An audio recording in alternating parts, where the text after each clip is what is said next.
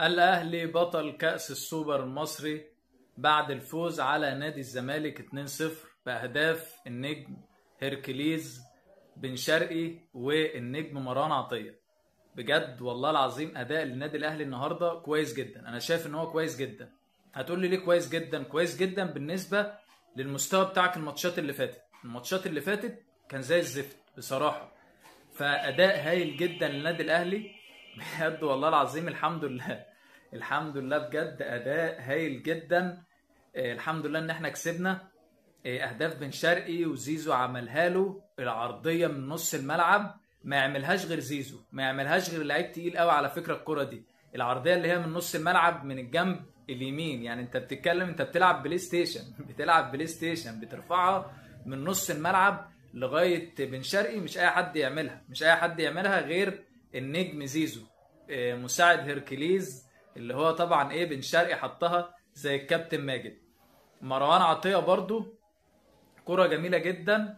طاهر محمد طاهر رفعها له وهو رزعها طيرت محمد عواد. بجد اداء هايل جدا النادي الاهلي بالنسبة للماتشات الاخيرة وبالنسبة للعب الاخير اللي احنا شفناه. بس الدفاع طبعا بتاع الاهلي بصراحة يعني عليه تحفظات كتير جدا، ولازم يحصل تعديل في الناحية الدفاعية للنادي الاهلي.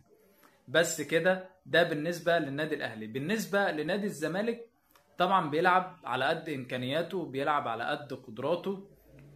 الراجل يعني زي ما بيقولوا كده ما عندوش حاجة يخسرها. فرجع بقى كابتن أحمد عبد الرؤوف رجع الفرقة كلها ورا، بيلعب بتحفظ، بيلعب على الهجمة المرتدة، بيلعب على الكورنرات. فعايز أي كرة تيجي منهم ويبتدي برضو يدافع ويرجع ورا. طبعا هو ده المتاح وهو ده الإمكانيات اللي معاه. فطبعا الراجل بقاله لسه بقاله يومين ولا بقاله 3 ايام. فعايز طبعا يعني يأمن نفسه ويأمن دفاعاته وما يخشش في جون، ويجيب بقى جون من كرة ثابتة او يجيب جون من كورنر، يبقى خير وبركة. بس فنادي الزمالك طبعا عمل مباراة سيئة جدا. انا ما شفتش الشناوي خالص، ولا كورة ولا شوطة على محمد الشناوي غير الجون اللي اتلغى، ولا كورة على الشناوي طول 100 دقيقة. بصراحة أداء سيء جدا نادي الزمالك، ولكن هو ده المتاح. يعني هو ده المتاح. ما أنا بتكلم برضو الزملكاوية، هو ده المتاح اللي مع كابتن أحمد عبد الرؤوف. الراجل بقاله لسه 5 ساعات. هيعمل إيه يا جماعة؟ يعني هيعمل إيه الراجل كتر خيره بصراحة.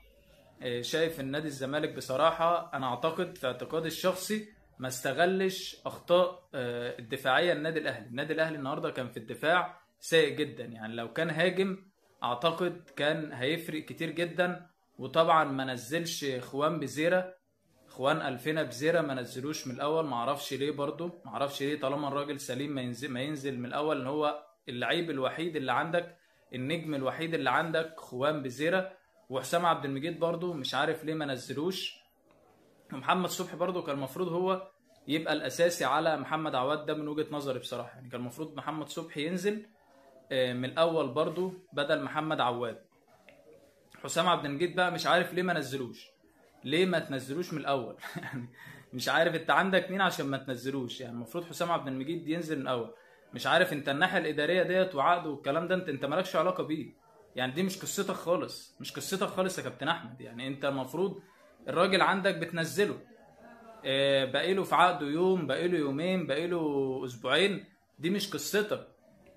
المشاكل دي بعيد عنك. انت نزل اللي تكسب بيلعب بيه. حسام عبد المجيد اساسي. معرفش الماتش اللي فات ما نزلوش والماتش ده ما نزلوش. انا معرفش ليه برضو عشان ما افتيش او اتكلم في حاجه انا معرفهاش. بس انا شايف لا، حسام عبد المجيد كان ينزل. خوان ألفينا بزيرة ينزل طبعا، الوحيد اللي عندك. انت ما عندكش حد يا جماعة. انت ما عندكش حد. فنادي الزمالك فاضي ازاي ما تنزلوش؟ بس كده ده كان نادي الزمالك، ده كان بالنسبة لنادي الزمالك. وعايز برضه اقول حاجة، هو ده المتاح بالنسبة له وهو ده القماش اللي معاه. بجد نادي الزمالك استغنى عن لعيبة كتير جدا، وده الحصاد بتاعه. يعني ده الحصاد بتاعه، لان استغنى عن لعيبه كتير جدا. احسن لعيبه عنده مشاها. انا شايف ان دي نتيجه كويسه جدا نادي الزمالك في ظل الظروف الماديه والظروف المعنويه اللي الفريق فيها. بس كده، ومبروك للنادي الاهلي كاس سوبر، وكسبنا كاس السوبر الحمد لله. احمدك يا رب. وان شاء الله باذن الله مستنيينكم في القمه الجايه، وبرضه هنكسبكم ان شاء الله باذن الله 5-0 او 6-0 ان شاء الله. سلام.